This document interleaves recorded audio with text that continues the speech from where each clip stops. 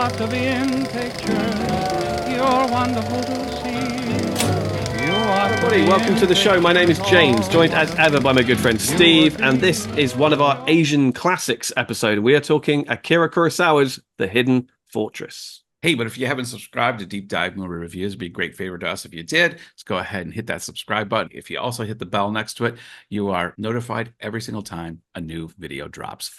James, by my count, I believe this is the third Akira Kurosawa film that we have reviewed. Yeah, I think you're right. We have already done Seven Samurai and Ikiru, and now we come to The Hidden Fortress, which I think in popular lore is kind of perhaps most well known by some people as the film that apparently inspired George Lucas to make Star Wars. Doesn't seem like a particularly obvious connection, but that will become apparent as you watch it. Not least, I think the most significant element that he drew from this film and put into Star Wars is the perspective of telling a great big story about warring states from the point of view of the most lowly, insignificant characters. We are introduced to a pair of lowly peasants who have been robbing corpses on the battlefield, stripping them down to find anything of value that they possibly can, who then become drawn into as I said, this warring states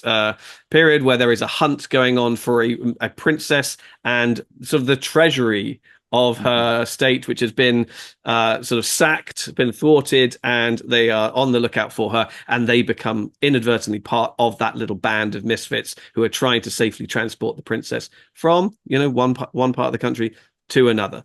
And that is the basic structure of the film, and that's kind of the basic structure of Star Wars. Yeah, I mean, immediately, I think when you mentioned to me George Lucas drew his inspiration for Star Wars from this film, I'm watching it through this lens. And right at the beginning, I'm seeing R2-D2 and C-3PO, two bickering, low station characters who are thrown into the midst of this intergalactic warring battles that are going on by factions much bigger than they are. And like you said, we get to see the narrative unfold through their eyes. I will say, though, I think I like R2-D2 and C-3PO a bit more than these two guys. Yeah. No, I think that's absolutely fair to say. These guys are horrible. I mean, great performances. I mean, they're Tahei and Matashichi, played by a pair of Kurosawa regulars that you've already seen in other stuff, Minoru Chiaki and Kamatari Fujiwara. But they're loathsome. They are the personification of greed and selfishness. They don't even seem to like each other very much. They've got. I mean, if you want to talk about an antagonistic kind of buddy relationship, this is kind of the perfect model for those kind of like a sort of a bickering duo who are thrown together and are wholly dependent upon one another, but they will be the first one to cut the other's throat in their sleep should there be some money on the table. And I think that ends up being kind of the major theme of the movie. It's a movie about greed. It reminded me a lot of The Treasure of the Sierra Madre, or a movie like that, where there is money at stake, there is gold at stake, there is the safety of a young woman at stake, and everybody is threatening the well-being of that. Not least these two guys who cannot be left alone. You cannot turn your back on them for 1 minute, or they will attempt to rape Princess Yuki. Even when Toshiro Mifune, who is like her personal bodyguard, General Rokurota Makabe, who is like a renowned warrior, is right there. So the minute he wanders off, the two peasants are like, "Oh, should we? Who's gonna go for her first?" And it's like, guys, you're the absolute worst. Yeah, there's not really a redemption arc. They don't take these characters and show them as just, the miserable, bubbling fools with hearts that are greedy, and then they turn out with hearts of gold in the end. No, they're pretty nasty at the end too. There's a couple flickers in there where they might make a noble decision, one minor right choice over something else. But this film really communicated to me that socioeconomic status also conferred morality, because even with the warring factions, as we see with the competing general, there is a sense of honor and nobility and a keeping of one's word. You know, when they have Mm. the duel, I can't pronounce the names of our protagonist and our antagonist, but obviously our the anis. I better get this right. Boom, boom, boom. Toshiro Mifune. Yeah, he's our Okay. guy. Yeah. And then the other guy. Okay, Toshiro Mifune's general, even when he has this antagonistic relationship with Susumu Fujita, I think I'm pronouncing that right, Yeah, the from rival the general. rival clan, there is a mutual respect. There is a honor in their interactions to the point where even in the end, he's able to win him over to their faction because of the honor supersedes even the clan loyalties. And so what was kind of communicated to me in this is that socioeconomic, the princess is honorable, the generals are honorable, everybody's honorable up here. These dirtbags never actually, they never get any better. Yeah, they're kind of sort of leeches. It's interesting, isn't it? Because it's often you see that those kind of sort of moral stances are the other way around. Yeah, You know, yeah. that it's like it's the wealthy and the privileged who are corrupt Hmm. and selfish and greedy and insidious and do not have the best interests of anybody other than themselves at heart. And it's the common folk who are pure of heart, you know, and more noble and what have you. Here it's not the case at all. No, no, it's no. it's the They, it's the other way around. yeah, yeah, yeah. Kurosawa definitely subverts the norms you mentioned. Yeah, no, it's interesting. But otherwise, I found this, you know, a romping kind of adventure movie. I Yeah. think it was a bit of a shift in tone from Mhm. Kurosawa. You know, he had been making some pretty sort of weighty, important movies with, you know, lofty themes, and here it was like, you know what, I just want to kind of make a summer blockbuster Mhm. almost. And it was, you know, he'd had success, you know, with films like Rashomon, which we haven't done yet, but we must do. Yeah, yeah. Seven Samurai and Ikiru. He had found some international acclaim. I mean, Rashomon from 1950 is widely credited as the movie that introduced Japanese cinema to the world. Mhm. You know, just pre World War II, you know, Japanese cinema was very vibrant, but was just in Japan. Right. And then it was in 1950, Rashomon played at the Venice Film Festival and just bowled people over. And they were like, "Oh yeah, we got tons more of this stuff Yeah, yeah. back home," you know, and some great filmmakers coming up. So the 50s is really like a golden era for Japanese cinema, and with that international acclaim, you know, with the fact that Seven Samurai played in sort of US cinemas and all the rest of it in Japan, there was an element of kind of like, oh, not so sure about Kurosawa anymore, you know, because there was one, they didn't like the fact that his movies were so obviously being influenced by American movies. You know, this is Right. kind of like the critics in Japan. They Mhm. were kind of like, well, you know, yeah, he's doing this from John Ford and doing this from whatever. And so he's not really making Japanese movies anymore. And there's a sort of other element to that where they're like, well, if these Western audiences get his movies, then yeah, they can't be wholly Japanese, because if they are wholly and uniquely Japanese, then you wouldn't understand them. These Western audiences wouldn't understand them, and so they sort of found that he was kind of drifting away from them a little bit, and I think he acknowledged that as well. So he was like, okay, I've got to give the people what they want. So this was kind of like his big epic. It was shot in essentially sort of CinemaScope, or what was Mhm. called Toho scope, because it was back when there was no sort of industry standard for the technology, and so Toho is the studio, and so Okay. Toho scope is the They big did is the big Godzilla, widescreen. isn't that Toho the same That's one that Toho did? Studio. That's Toho Okay. Studio, yeah. But Toho scope is the big widescreen. Okay. You know, so using those anamorphic lenses, which up until that he hadn't used. All his stuff was Mhm. kind of like the square sort of Academy ratio. You know, and it's that, and that's just one of those things that, similar to like 3D or IMAX or whatever, it's just a new way of making it sexy and getting people back into cinemas and whatever. You know, you had color, you had sound, and then color, and then sort of widescreen, and then it's just large format. The way Christopher Nolan prattles on about IMAX now and how that's the best way. This was just what it was in the 50s and 60s, and again was adopted largely by westerns and what have you and things like that. But in Japan, Toho scope, and Hidden Fortress is the first movie that Kurosawa used Toho scope for. And I think there's just a sort of feeling of there's a heightened sense of adventure in this movie. I think the themes are sort of put on the back burner a little bit. You've got these two characters who are just on the sidelines and just like, they're obviously bad and they're greedy and greed is bad and all the rest of it, and we should look after each other, and there's nobility should be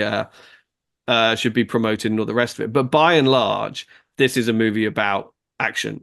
And it's an adventure, and it's a chase, and it's got great fight sequences in it, and that whole sequence where Mifune chases after they stumble upon some soldiers who work out who they are, and he kills a couple of them, and then a couple of them escape. It's almost like the speeder bike chase in Return of the Jedi, through the forest. And he's like, right, I've got to go up them, and he is going full pelt on this horse, and he's not even holding on. He's got his sword up like this, and you're like, Jesus, okay, here we go. And that's how he ends up in the other camp, isn't it? And has to do that fantastic spear fight. Yeah, that duel was incredible. But I was also going to mention, you mentioned the battle scenes. I found these battle scenes incredible to watch, and some of the ways it was shot and the angles that it was shot at. It was a delight to watch.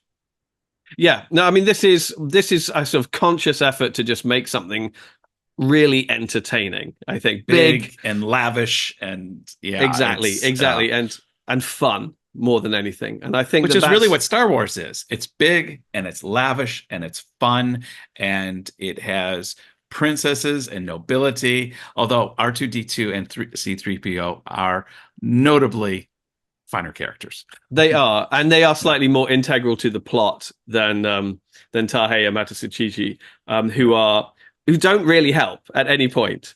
Yeah, not really. To be honest, if I'm honest, one of my critiques of this film is I found their banter after a while really irritating. It's too much. It's like listening to two squabbling kids in my classroom, and I'm like, just shut up for 5 minutes, and that's the way I was kind of feeling with these two. At times I felt Kurosawa spent too much time with them with this just bickering and back and forth. It's like, let's move on to something else.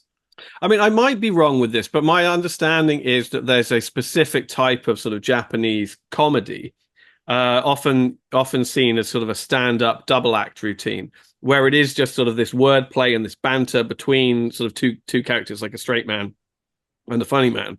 And I think those characters might be kind of riffing on that idea. I can't remember what they're called. Yeah. There's a very specific name for that kind of sort of double act humor. Right. And I think what they're doing is a bit of that, which is just a very popular style of comedy. I agree. They get very annoying because they're so irredeemable.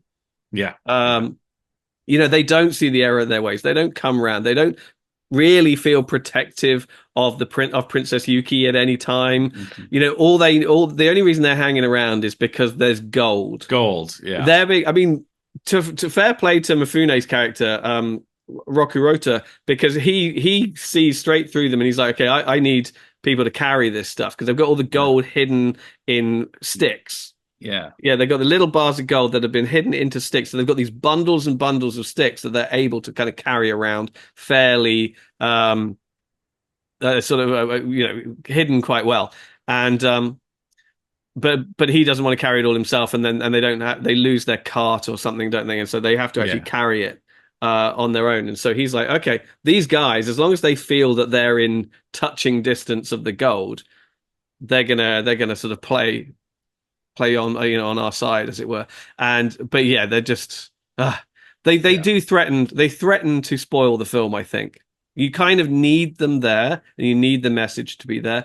But they're such a sort of overwhelmingly obnoxious characters. I think that's the blind spot in my. Here I am criticizing Kurosawa. This is Kurosawa's blind spot. Here is if you're going to see this whole narrative unfold through this socioeconomic class, your two lowest cast characters, make them fun and interesting and redeemed at the end. At the end, these two guys win. They get their gold. They're honored by the prince and the general and the princess. Not unlike at the end of Star Wars, where they have the big, R2-D2 get their medals too. Sure, but yeah. these guys are still bad guys. Like in the end, I mean, they're not bad in that they're, proactively malicious. It's just that they have no inner moral compass beyond their own nerve endings. Whatever.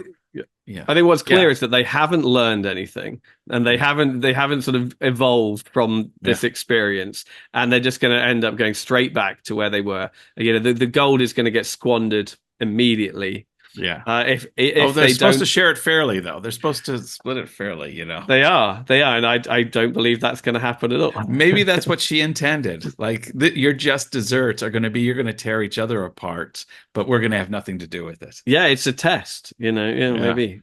I thought she was great, Princess Yuki, Misa Uehara, who actually didn't really do much else. She had a little, she was new at the time. She came on the scene. She acted in a couple of movies in this year and maybe the next, over a couple of years, and then she kind of disappeared. I think she kind of got married and left the industry. I think it's a cultural thing. But I think it's a shame because I think she's really good in this, and she shows sort of real potential, and she's got very striking looks, and I think she would have I would have liked to have seen more of her work, but yeah, no, this is really her only kind of sort of notable role. Yeah, she's got like about 6 or 7 credits over like a 2-year period, and then but that was it. It's interesting, when I saw Princess Leia in the 70s, and probably didn't think this when I was 10 years old, but subsequent viewings as I get older, you could see where she is going to be the prototype of the woman who doesn't need to be the damsel in distress. She's as good with the gun as everyone else.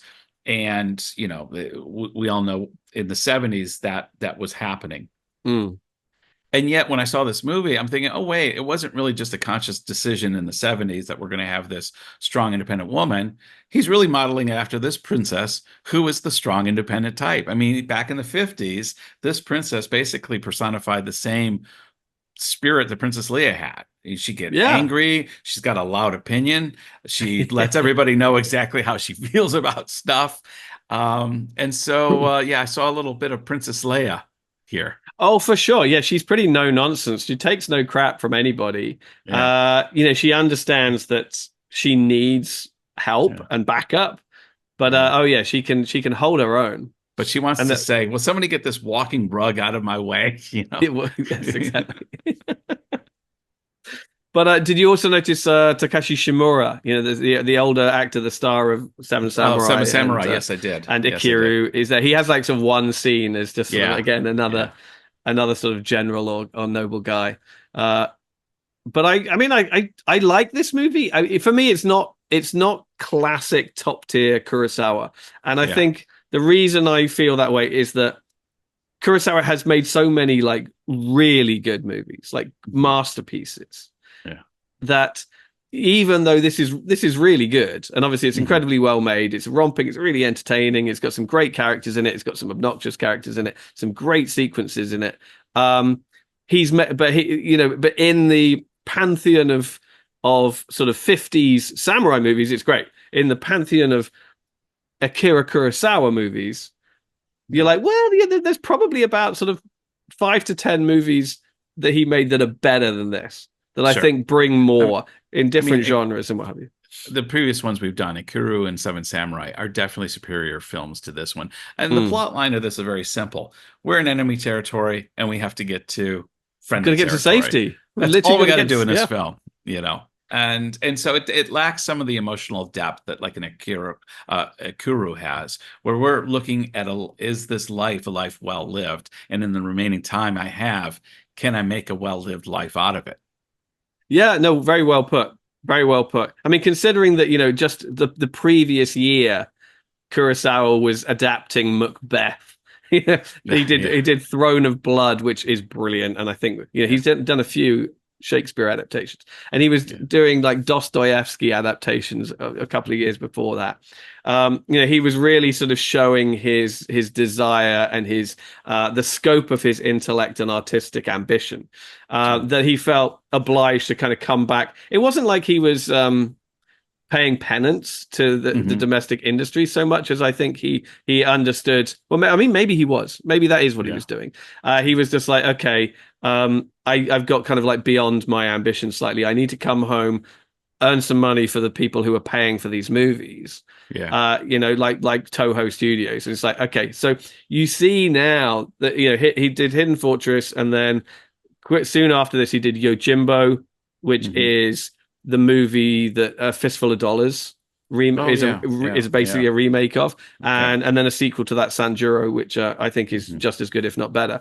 So that the next couple of years, bang, bang, bang, he made these big, popular, crowd-pleasing samurai like entertainments, if you like, which are great. And I think actually Yojimbo and Sanjuro have more going on.